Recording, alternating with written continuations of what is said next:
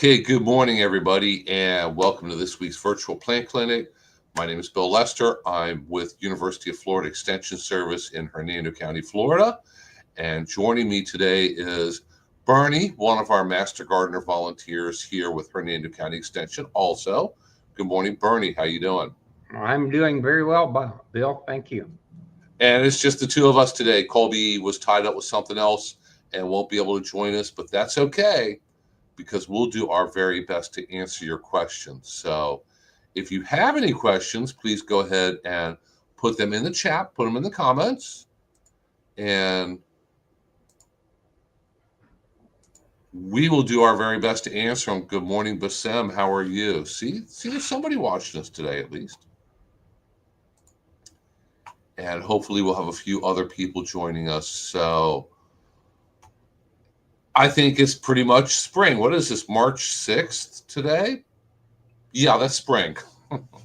So we're starting into our week or two of spring, headed straight towards summer, I assume. So, Bernie, what springtime pest did you encounter this morning? The all-time favorite, the Tussock's moth. If you've got an oak tree in the neighborhood, I'm sure you've seen them. Had a gentleman in that had video, and it was amazing. His house had hundreds of these little tussock moth crawling all over the house, and his neighbor, who actually has the tree on their property, had none. So whatever was in his stucco, those little guys really enjoyed it. And the sad part about it is you're really not going to do anything about it. You know, if you've got tussock moth caterpillars, basically it indicates you're living in Florida. You know, how in the world could you go spray a 60-foot oak tree and ever expect to get enough coverage to get rid of all the moths? So yeah, and how can you expect to do it safely? We don't recommend people go climbing trees with a backpack sprayer on their back. Very dangerous. So they'll be gone in a couple of months, and everything will be back to normal. It'll be time for something else to show up. We have a lot of insects that are pretty much on a particular schedule. That we have the Tussock's moth in the early spring, about the mid-June, early July. The little guys show up and start eating away on the vines. The potato vine gets all holy and torn up, and there are just various insects at various times.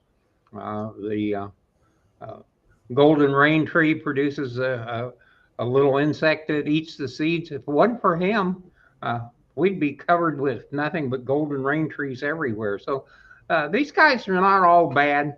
They're not all good. They're just there. That is, in fact, Florida. And of course, you move to Florida for the same reason the insects move to Florida. It's a climate they like. So if you don't want to share, if you're one of those people that's kind of a tight water skin plant or whatever, and you can't share a little bit, then maybe you shouldn't be in Florida because you don't really get a choice when you come here. Yeah, and certain things like tussock moths are a good example. By the time people notice them, because sometimes you have so many of them up in your oak trees, they start dropping out of the oak tree, they're crawling down the trunk. By that point, they're done eating. They're looking for a spot to make a little cocoon.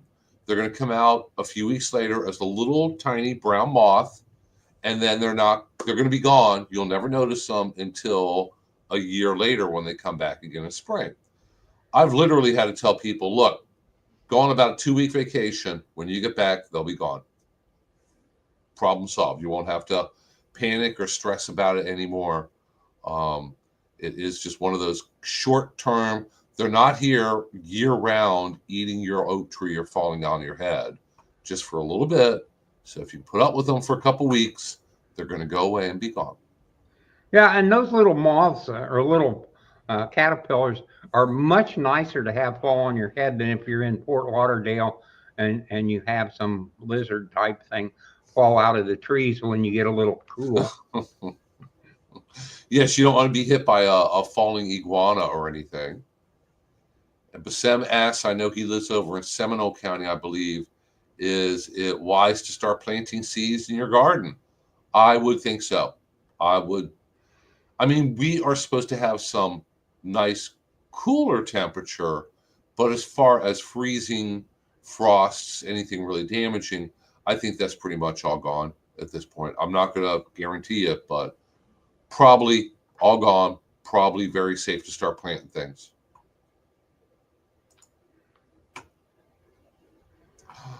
Okay, while we have a quiet moment here, I have a question that was sent to me the other day. So let me go ahead and pull up the pictures.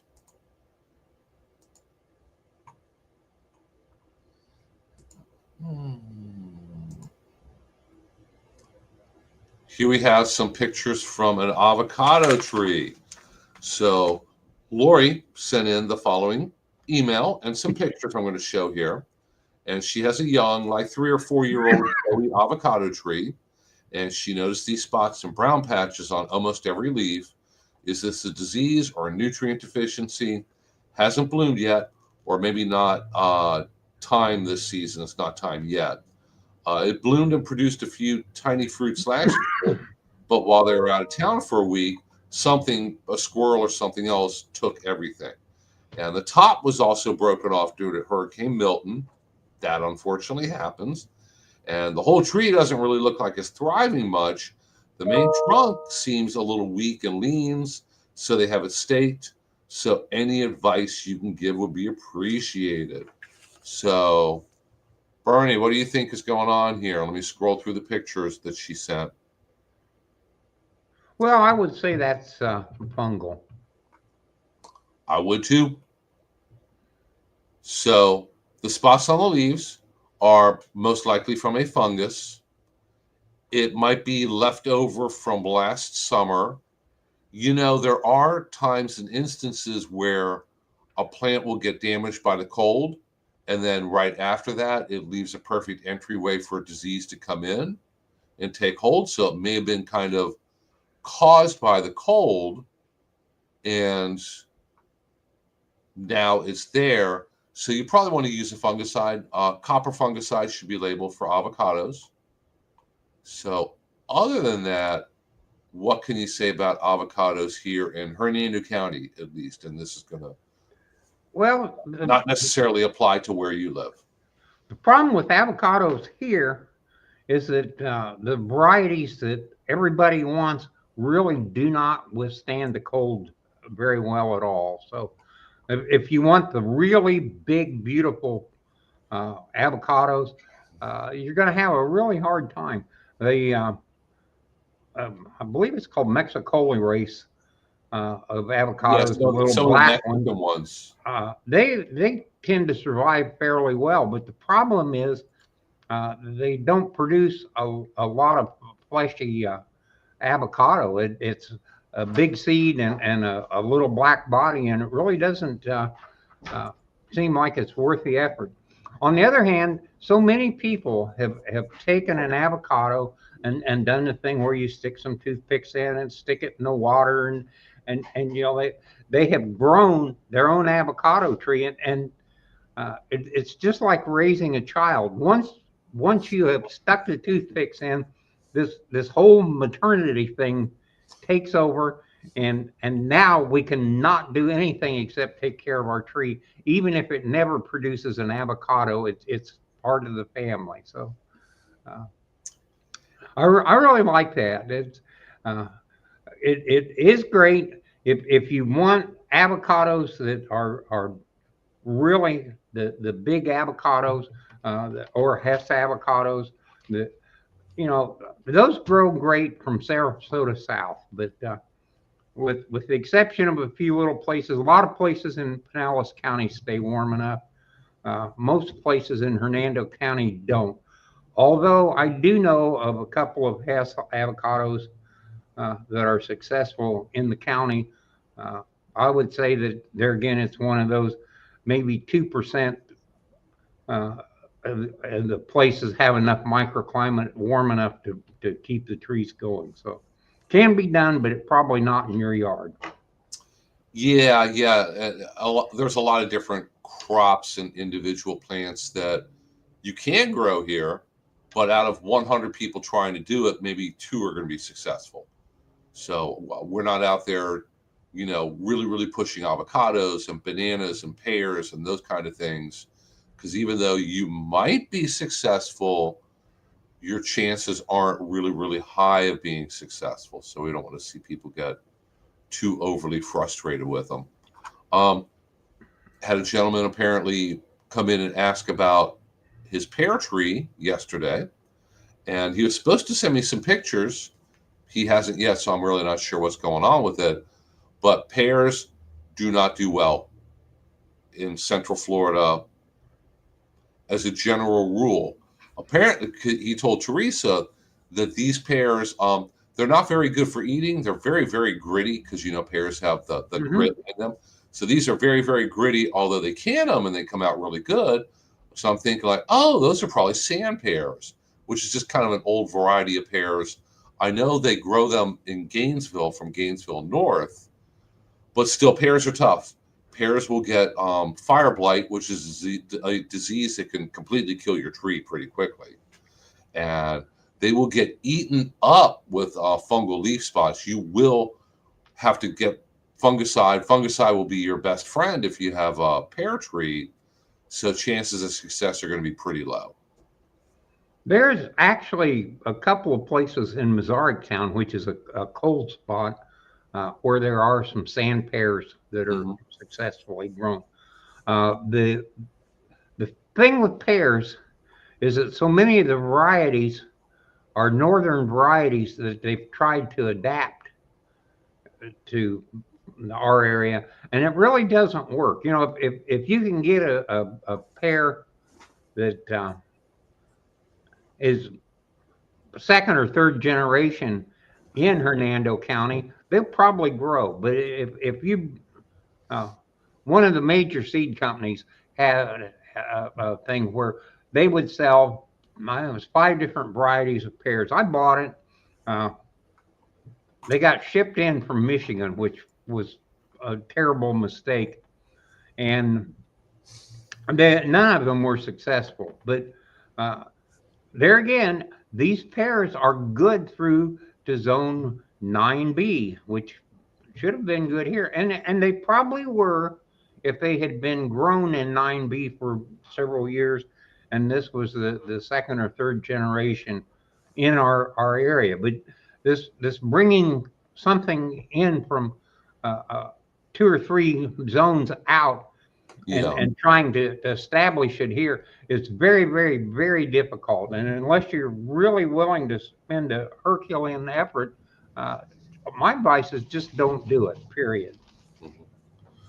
Yeah, Ann says, yes, those are sand pears, and they have one, and it's great for canning and baking. There's lots of them in North Florida, and they grow well. I know for a fact that they grow them around Gainesville area. So it's probably one of those kind of from Gainesville North is going to do better.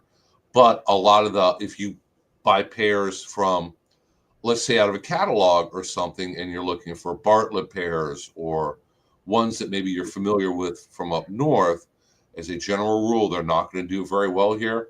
They will get overwhelmed with the heat, humidity, diseases, and they are very, very susceptible to fire blight. And fire blight will kill a pear tree. And like I said, they're very susceptible. Fire blight can be a problem with loquats also, and also peaches, plums, and nectarines sometime. Anything in Rosaceae family, I believe. I would tend to think maybe as high as half of the loquat trees that get planted succumb to fire blight. That's about how bad it is. Yeah, usually if you see a dead one or a very, very damaged one, it was probably from fire blight. Loquats really don't have any other problems that I've ever seen. That's it.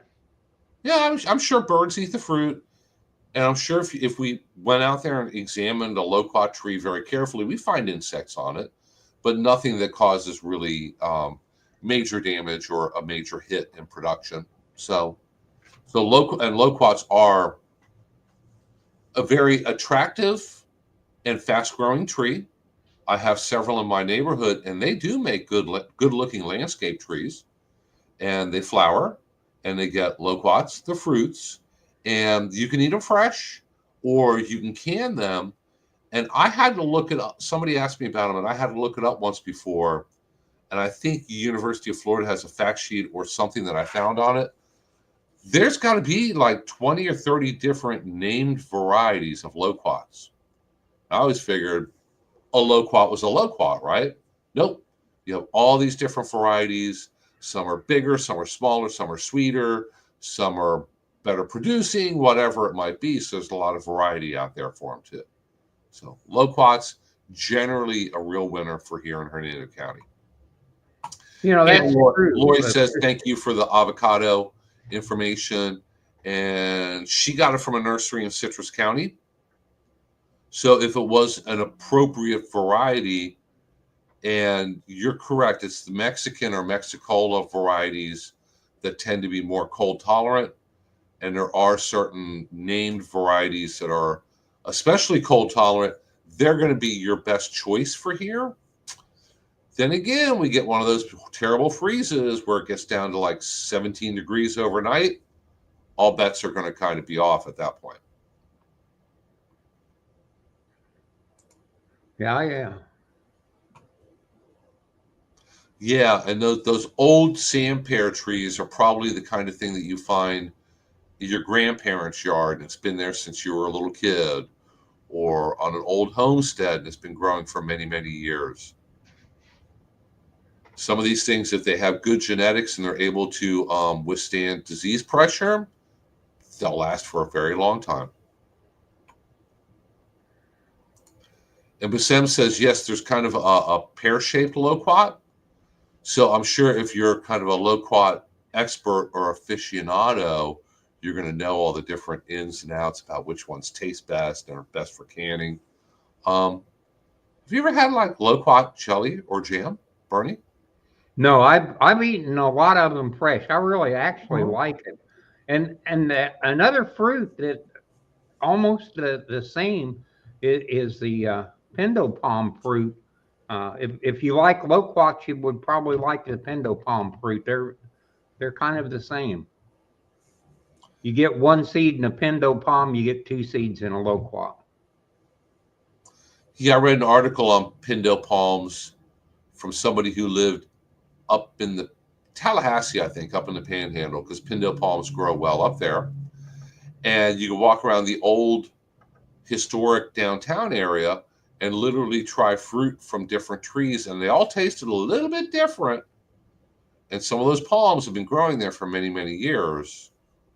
So another easy to grow thing that you can eat. But people always want to ask about apples. I want to grow apples. No, No. don't bother. It's really amazing how long fruit has been growing in Florida. When you start reading some of this uh, agricultural history and realize that in the late 1600s, 1700s, there were large citrus plantations already, and a lot of the varieties that we use today were mutations that just spontaneously appeared in these old groves. And Parson Brown orange, which is a very popular juice orange in Central Florida, was found back in the 1700s growing in a regular orchard. This one tree produced fruit that was a little different, and they propagated that one tree. And so you can now trace all these trees back to one tree that just spontaneously appeared. So Yeah. it's amazing how these things over a long period of time, you have a pear that grows in the area, and it grows, and of course it drops some fruit someplace, and maybe another tree shows up, and over a long period of time, eventually one of these trees becomes really well established and has pretty decent fruit. Somebody comes along and recognizes what it is, and the next thing you know, it's in commercial production. So Yeah. A lot of those things were done because the explorers came along and needed something to eat while they were exploring the country, and uh, sometimes it was really good, sometimes it was really bad. The feral hog problem. Uh, I believe it was the Spanish that dumped all the hogs on Florida Yep. just so they would have something to hunt when they came through. So, Yeah, they're kind of pre-positioning dinner, I guess. and the citrus was produced to provide the sailors with absorbic acid so they didn't get scurvy. So, Yep. And they had citrus. They've been growing it over in Spain and around the Mediterranean and brought it over here. And they moved it around. Native Americans moved it around. And to this day, you can go hiking out in the woods and find the occasional citrus tree that either came from a leftover seed or, 100 years ago, there may have been a citrus grove there that was abandoned, frozen out. They just let it return to, the natural wild wooded area. So these things get around. it's amazing what one little seed will do. If you try real hard, you probably never get a plant. But if it just happens to fall in the right spot, boom, you got another one. So nature does take care of itself. It does.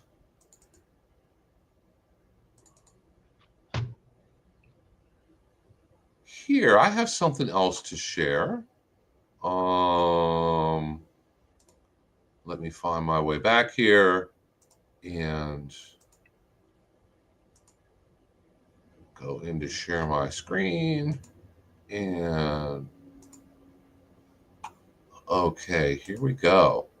Um, University of Florida has a department that does assessments on different plants and determines, are they invasive?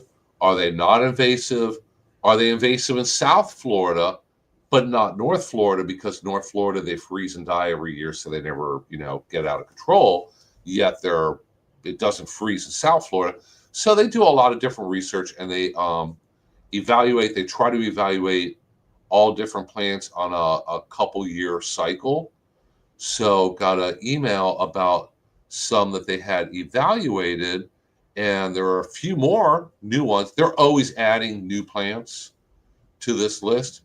It can get a little confusing for us because we're not always aware of things that have been put on this list. And if they are, we're not supposed to be recommending them.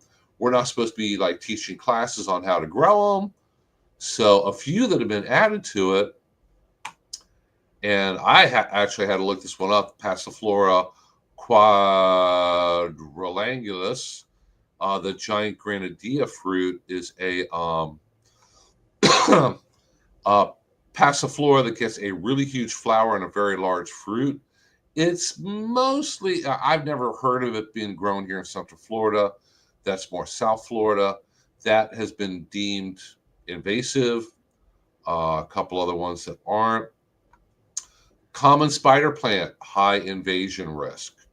So if you have just common spider plant and you have it outdoors in your landscape, please don't trim it or clean it up and throw the trimmings in the woods.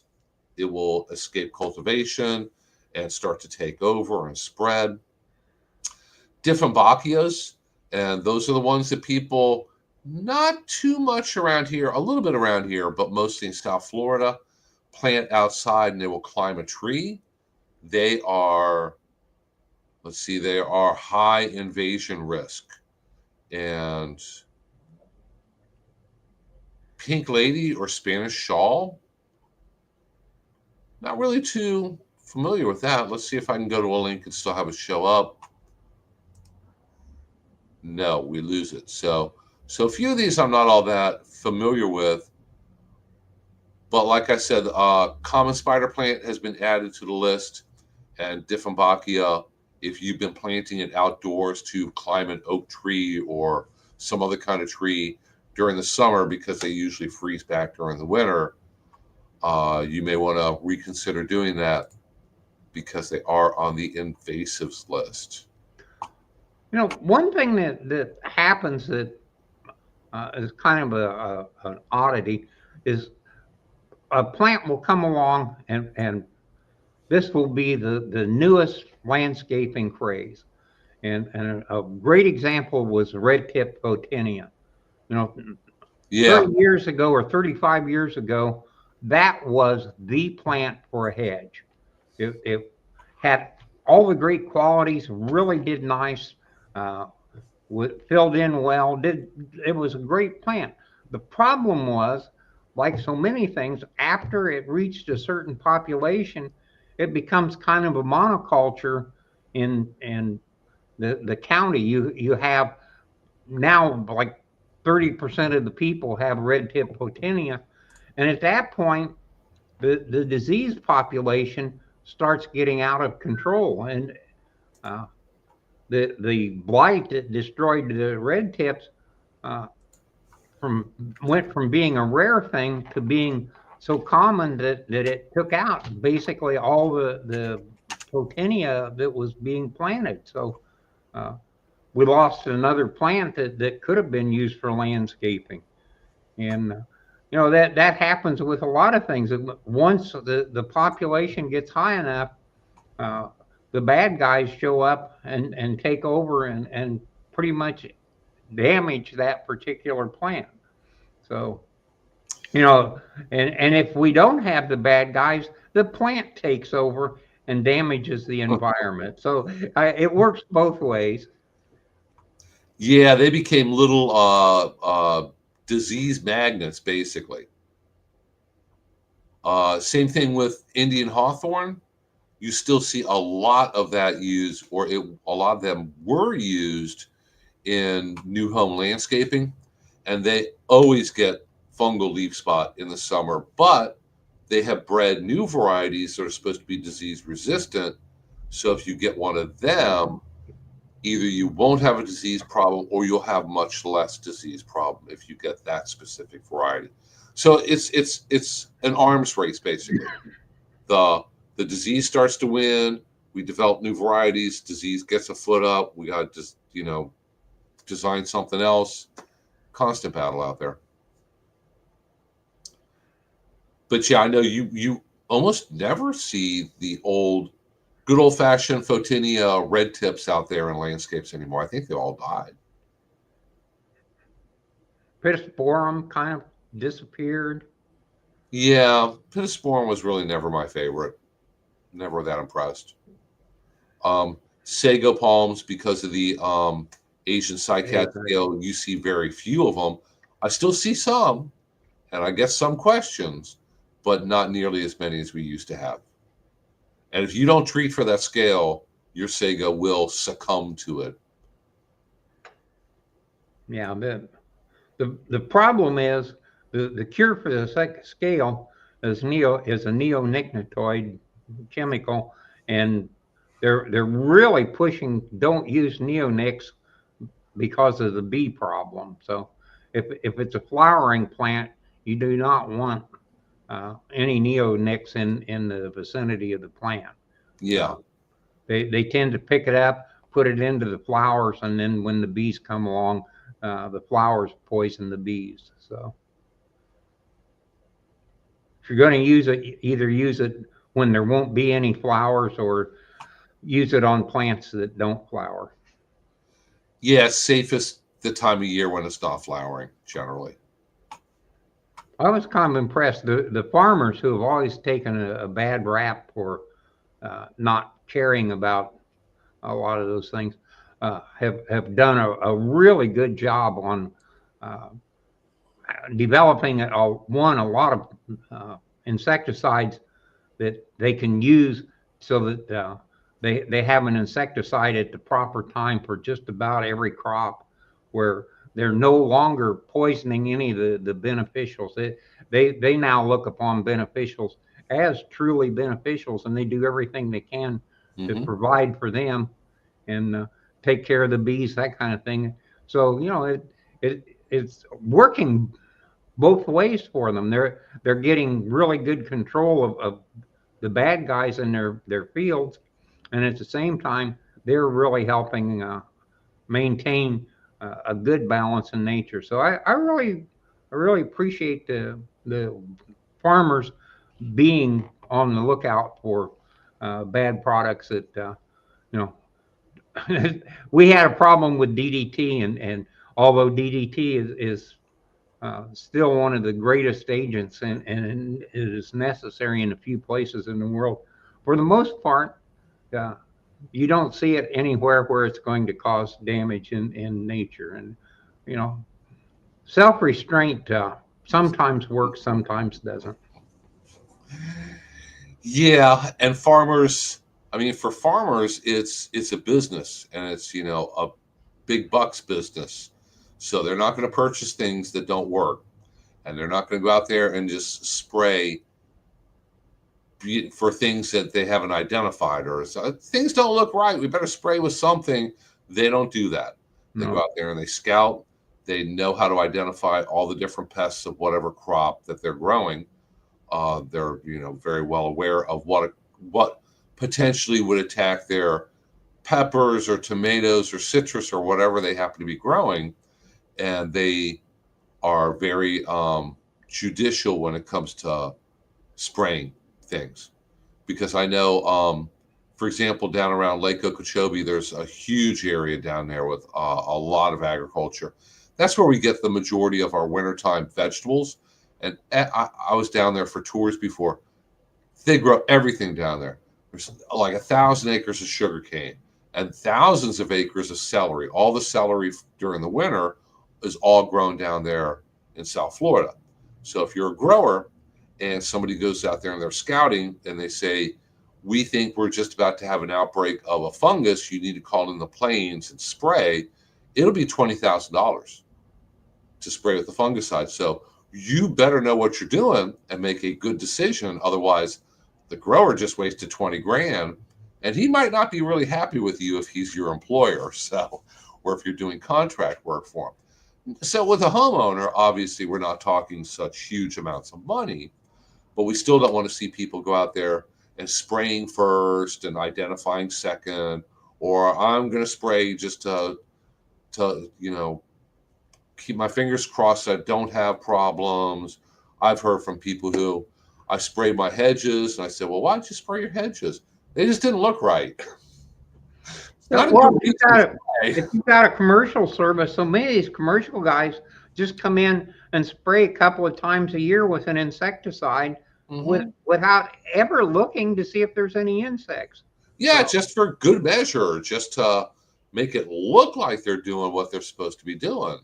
you So, don't have any insects, but you know,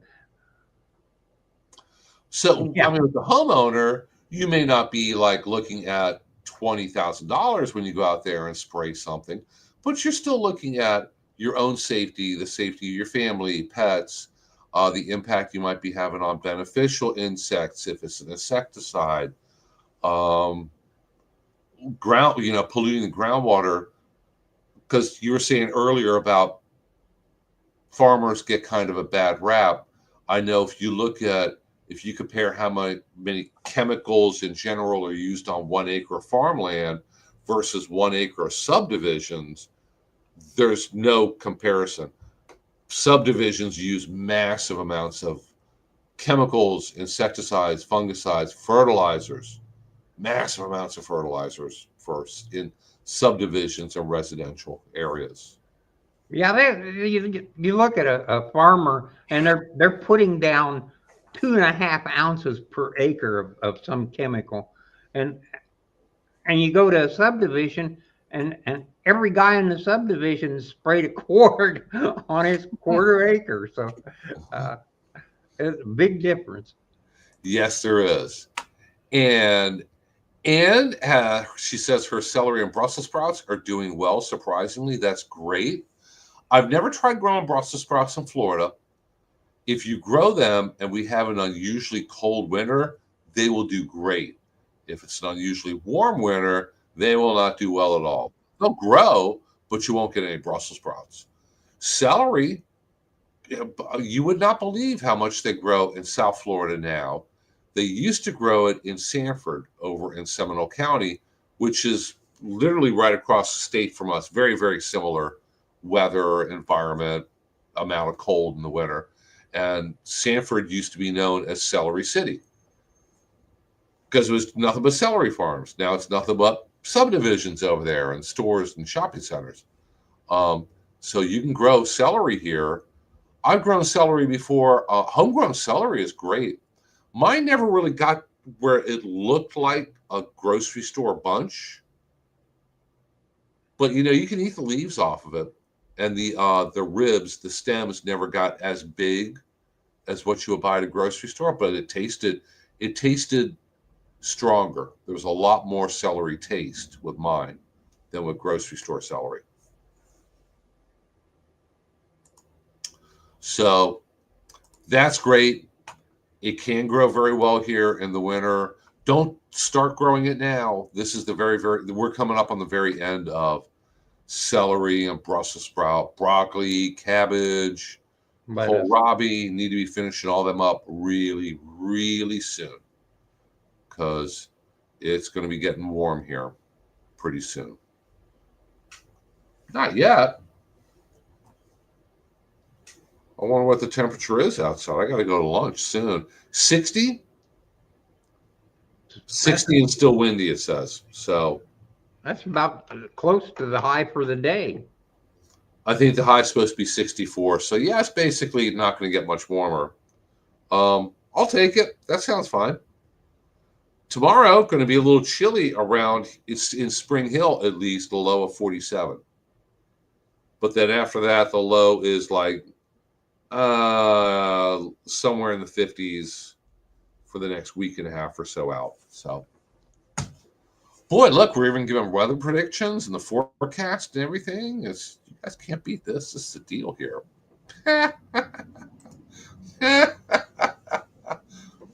Wah, wah, wah. Snowing on Lily Browning up in Pennsylvania. Well, Lily, why do you think people come to Florida for the winter? You don't have to shovel a hurricane. Anne says, what spinach do you think would do best here for this season? Spinach grows very well and very fast here during the winter, but spinach is kind of fussy. If you plant it and the weather is fairly warm, 70s or above during the day and not that cold at night, it's really hard to get it to germinate. So I try planting it when it's good and cold during December, January, February, whenever you have a nice couple week long cold spell. That's when you plant it. It'll come up in the cold and does really well during the cold. Every different variety of spinach I've tried grows well and pretty equally. Some other things you may want to consider or think about growing: Swiss chard grows very easily, grows very big, and it's colorful. It's good for you. Kale, if you like kale, not everybody does. Kale takes warmer weather after it's up and growing. It can get kind of warm and it doesn't really stop it. And kale does really well. But both spinach and kale, when we start to get up to early March, that's where the season is just about done. There will be one day before the end of March where it warms up and all the insects will come out. And if you're thinking, well, I'm just going to grow kale and spinach and cabbage, and I'm just going to keep growing it all the way into summer because I'm special or I have the secret or something, the secret knowledge, one day the insects will overwhelm you and you will get, what do you get? Colorado potato beetles. We have them here in Florida, and I've seen them. I've seen them all over kale and cabbage and things like that. Harlequin bugs. Harlequin bugs love those late winter vegetable crops once the weather gets too warm. So you may not believe me. You may not want to go out there and pull them up yet. And if they still look good, you can keep them going a little bit longer. I'm just warning you.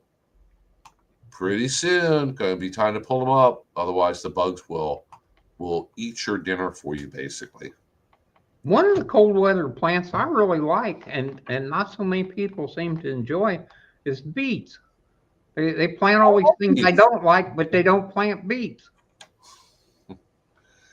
Yeah, no, I've always liked beets, the root, the bright red fruit or root. But with beets, you can eat the leafy part off of it also. And if you throw some in a salad, I like the taste. It tastes different. It doesn't like taste like lettuce. It has its own taste. But I think it's great. I think it's good. Beets are really popular if you're familiar with microgreens. Those are all the different green leafy things that you plant them. They come up just like an inch or so tall. You harvest them and eat them at that point. They grow beets a lot for microgreens too.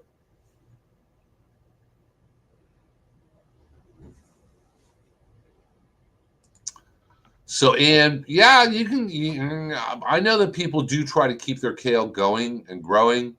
If you pick a shady spot, try to put it in a spot that's not going to get too terribly hot during the summer.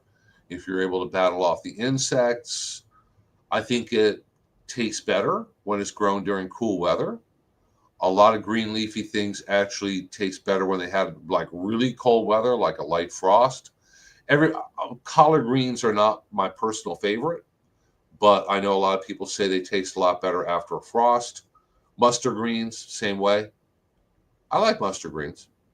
I like turnip greens. I probably like mustard greens the best out of all of them. I like collards. So Never been a big fan. My wife hates them. She can't. If she smells them, she doesn't like them. But to each their own. find you a little barbecue joint in the middle of no place and get some barbecue and some bread and some beans and some Uh-huh. collard. Man, that's it. That's a meal. Now I'll get the turnip greens or mustard greens from a place like that. Just never really like collards all that much. And they're all good for you. They're all very, very good for you. So eat more greens, guys. So hey, if anybody has any last minute questions, go ahead and think about what you want to ask and put it in the chat. And let me take a moment here to share all of our different things that we share every week. If you're watching this presentation as a recording and you have any questions, there's my email. The best way to get a hold of me is by email and send me pictures. If you try to call me at the office, you will almost never get a hold of me. I'm not very good at returning phone calls, which makes it even worse. If you try to catch me in person at the office, you usually will not be able to get a hold of me. So shoot me an email, send pictures, and we'll try to help you out. If you'd like to contact our office, there is the phone number. You can call that phone number. And right now, Deanna is at the front desk and she will answer the phone and she will put you through to Bernie. So if you want to talk to Bernie and ask him questions and get his opinion on things, you can do so. He's here Thursdays from 8 in the morning till, yeah, what about 2 or 3? 2 or 3. Yeah. 2 or 3 ish. So you can call Bernie. If you're watching us on YouTube, please go ahead and follow us on Facebook. Go ahead and like us, follow us. When we have something coming up, class, a workshop, a big event, we always put it on Facebook. When I get to it, I'm usually behind on Facebook, but it always ends up there eventually. Our master gardeners have a nursery with a great selection of both native and Florida-friendly plants. They are going to be restocking really soon for spring because they always let things sell down a bit over the winter. We don't know what kind of weather we're going to get. They don't want to have to cover or hide too many things in the hoop house if it's going to get really cold.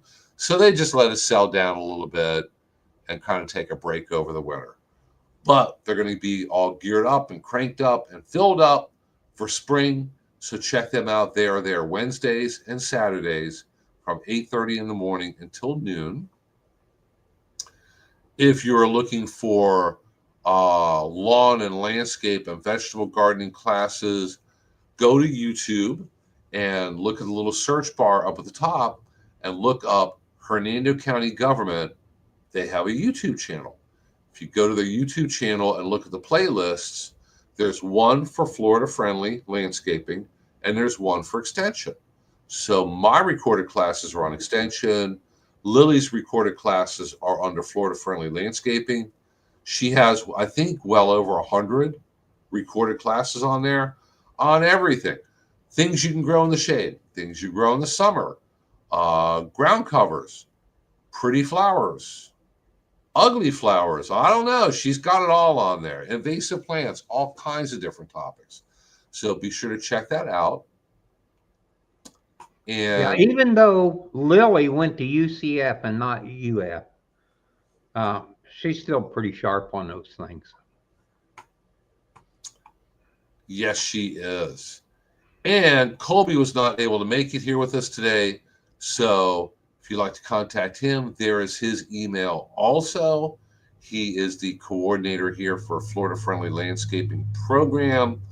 Or if you want to get information about all of his different classes, events, if you'd like to sign up or get information on getting a rain barrel here in Hernando County, or a compost bin and a free compost class, just go to that link right there. That is this link tree, and it has a list of links that you can click on for all the different things that he has going on. So I see when I start that, that's when the comments all kind of tick, tick, tick fill up here. So,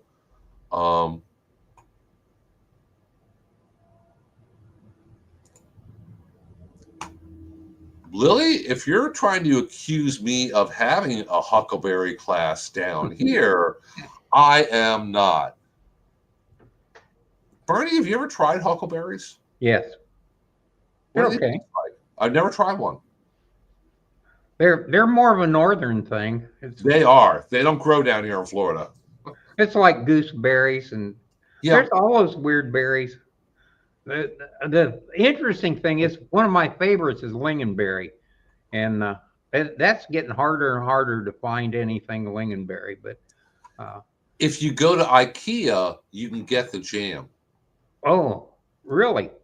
Where else are you going to find lingonberry jam? Used to get it at IHOP. Yeah, But, yeah. They I even love the stopped. taste of all those berries. But so yes, Lily, we are having a class on mulberries. So not huckleberries, but mulberries.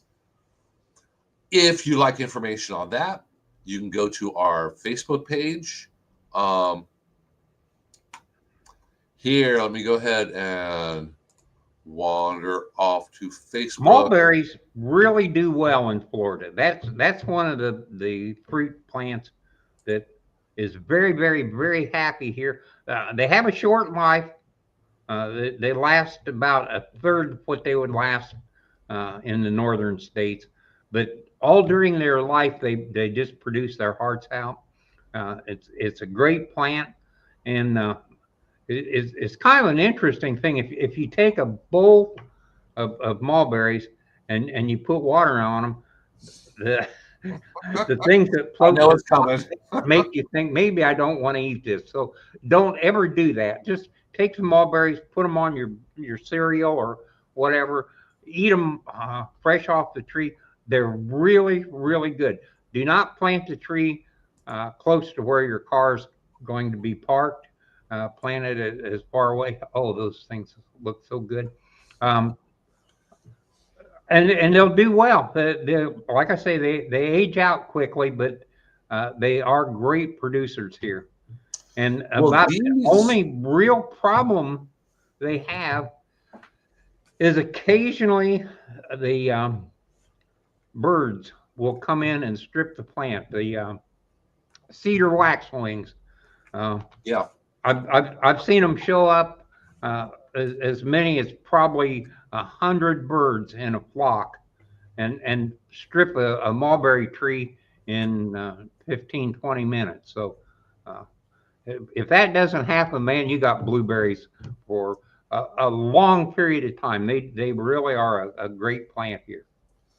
Well, these mulberry plants are dwarf everbearing. I have the catalog here. I'm reading this from, and they do well from zone 5 through zone 10, so definitely covers us.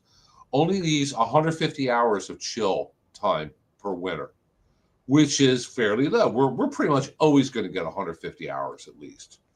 Um, the only other variety they have is, and this is one that probably a lot of people might be more familiar with or they get, is the Illinois everbearing. So think about it. We're in Florida. Illinois is a really far away, but it grows from zone 4 through 9.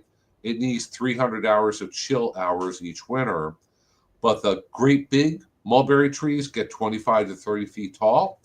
The dwarf ones, which what we're offering, only gets 4 to 8 feet tall. So you can lightly prune it and keep it at like 6 to 8 feet tall in a container if you want. And they produce for most of the year, not in the winter, but other than that, they can produce for a long time during the year. So let me get back into here and scroll through. So, so see, guys, when you follow us on Facebook, check the events. This is the kind of stuff you're going to find. So we do have a class on these, and as a part of the class, you get 3 little dwarf mulberry plants, but it's going to cost you $20. So you're going to go ahead and register on Eventbrite. There's a link right here. If you go to Eventbrite, you're going to have more information, although most of the information is here on Facebook also. Tells you how to sign up, how to pick up your plants. If you are watching us from way far away from Hernando County, you will have to come to us to get your plants. We cannot ship them to you. So I've had people contact me before from Jacksonville. I've told them it's a long drive from our office to Jacksonville. And you're going to have to make a long drive if you want to sign up for it and do it and pick up the plants. And they're like, oh, that is kind of a long drive. For anybody who's just interested in watching the class and not getting the plants, shoot me an email. And let me go ahead and show my email once again. And I'll go ahead and send you a link to the class so you can watch the class and learn all about mulberries. But if you don't want the mulberry plants, you don't have to pay and get the mulberry plants. So for anybody who just wants to join in on the live class or get the recording of the class, because we record all of them and I send out the recording afterwards, just shoot me an email and I'll email you back with a link to the class. You know, if you're in Kentucky or Michigan or someplace up north, maybe Pennsylvania, Lily, um, it might be a real good excuse to just come down to Florida and go to the class and get your plants and spend a couple of days and go back north. And these plants will grow fine in your area. So you can kill a couple of birds with one stone there. You're in Florida and enjoying the warmer weather, and then taking your plants and going home, and you can enjoy, as a reminder, year round, almost eating these wonderful mulberries. So yes, you could. They definitely grow mulberries up in Pennsylvania. Oh yeah. Yeah. So Bill had a question about redbud flowers. And Bill, if you live in Hernando County, I think Hernando County is basically right on the line where redbuds will grow. North of here, even just a little bit north, if you go up into Citrus County, they grow better up there. If you go up to Gainesville, they grow even better. And then north of there, redbuds do just fine. Here, we're right at the edge, and redbuds really take a beating during the summer from the heat and humidity. And I've known several people whose redbuds just die from a mysterious root rot, or they just die from no identifiable specific insect pest or disease. So got a lot of flowers, second year in a row on an 8-year-old tree. So that's great that yours is doing well. They can do well here in Hernando, but not always. So just for everybody else, be advised. They've never seen any of the seed pods or bean pods. Bernie, any idea why? Yeah, I don't think you're going to see seed pods in Hernando County. It's You might. being still It may north. be a pollination issue where they need to Well, get they good occur pollination. at a time when there's no bees. Yeah, they are very early flowering. Yeah. We have almost no bees. See, today would be a beautiful day. You've got a bud tree, and today it's got buds, but it's just cold enough. You don't have a lot of bees out there, so you're not getting any pollination. That happens on several plants that are flowering like that. Yeah, I know a lot of fruit crops. It can be dicey because they get hurt really bad from late frosts, late freezes. Let's say your blueberries flower for a grand total of 1 week. Let's say it's rainy and drizzly and cold for that whole week. You're not going to have a really good crop of blueberries that year. Or you're growing Georgia peaches. And one of the funny, Georgia peaches flower over, there's different varieties that they have early, middle, and late varieties. But let's say your early variety, all in bloom, all in flower, late frost or freeze comes, knocks all the blooms off, boom, no early peaches in Georgia, which means I got to pay more at the grocery store a few months later. So it happens.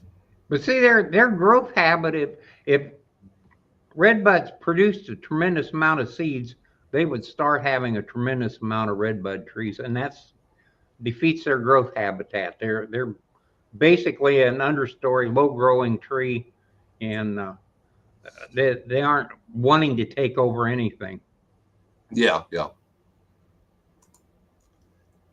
So, Bill, do you eat the flowers off of your redbud? I get a little confused. We have so many conversations going on here. Some days I get a little not sure which topic we're on at the moment. So let me scroll back up here, see if there's any other really pertinent questions that I missed. One last one I'll comment on here. Bassem said that he likes Spanish spinach, which I'm not really familiar with.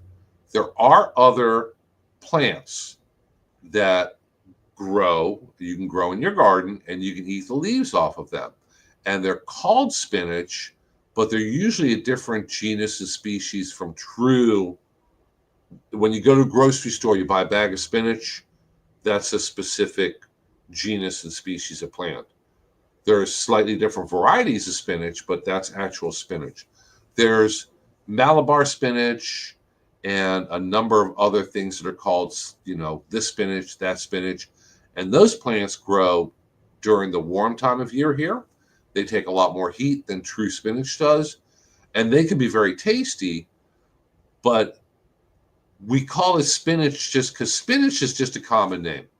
You can call a lot of different things spinach that's not necessarily botanically related to actual real spinach. If that makes any sense. Makes sense. Yeah. Yeah, Bill says they have kind of a raw pea sort of taste. So I learned something new. And let's see, to cover myself, we do not officially advocate eating flowers off of redbud trees. So be advised. And true, it is in the bean and pea family, Fabaceae. I wish Teresa was here because Teresa would be typing away trying to get some more information on that. So. Yeah. We don't specifically have anything against eating the flowers either. Make it both ways. We neither encourage nor discourage eating redbud flowers.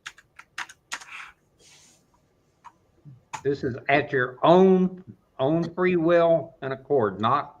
Don't blame it on us either way.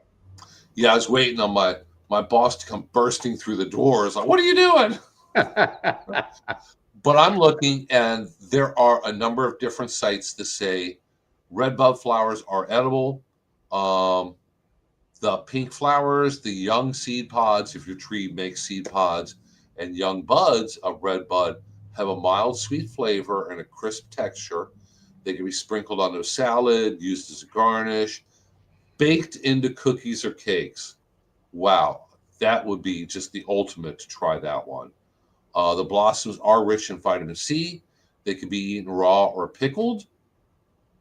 Once again, making pickled red bud flowers would be probably the most exotic, thoughtful gift that you can give to somebody. Often used in spring salads or as a garnish. Um, yeah, there's a number of different references here to that from a number of different sites. So I would think that it'd probably be a fairly safe one. But a word of warning, make sure that the tree in question really is a redbud tree. You probably don't want to be trying this on cherry laurels, which are flowering right now. Also, they might not taste quite as good. So, Same thing with oleander. Do not eat oleander yeah, flowers. don't eat the oleanders, please, guys. Not And even the leaves. Supposedly, the LD50 on oleander is 11 leaves, which means half the people that consume 11 leaves would die. So, yes, don't eat oleander. Be careful. Don't burn it because you do not want to breathe in the smoke. And if you're pruning it, messing with it, whatever, wear gloves, wash your hands very well. So, guys, I don't see any other questions in the chat here. Oh my goodness, look at this. Good time management today. We're ending on time, I think. So, to everybody who is on right now or joined us this morning, thank you so much for joining us. We will be back here again next Thursday. Let me double check. What the heck am I doing here? Oh, next Thursday we have a guest. We have Alyssa with mosquito control joining us.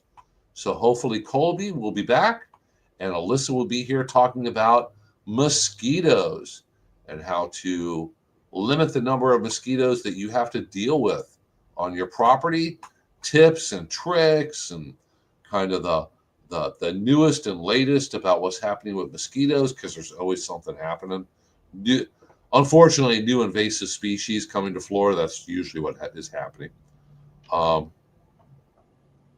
Lily, if you decide to come and get some of the mulberry trees, give me a call while you're in town. Yeah, if you're in town, you will have to physically come by here and join us one Thursday morning for this. So, but Sam, thank you so much for tuning in. We will see you again next week also. So, everybody, thank you once again for joining us today. If you have any follow-up questions or if you are watching this as a recording, please feel free to reach out to one of us, send us an email. If you go back through the video, we did share our emails there, and we'll do our very best to get your questions answered. And other than that, everybody enjoy the beautiful weather, the last little bit of the chilly weather, depending on where you live. This is the last chilly weather, I think, for us. Lily, you're going to have a lot more chilly weather up there in Pennsylvania. You're nowhere near spring yet. So, yeah. And we will see you again next week. So, thanks again, and we'll see you all next week. Bye.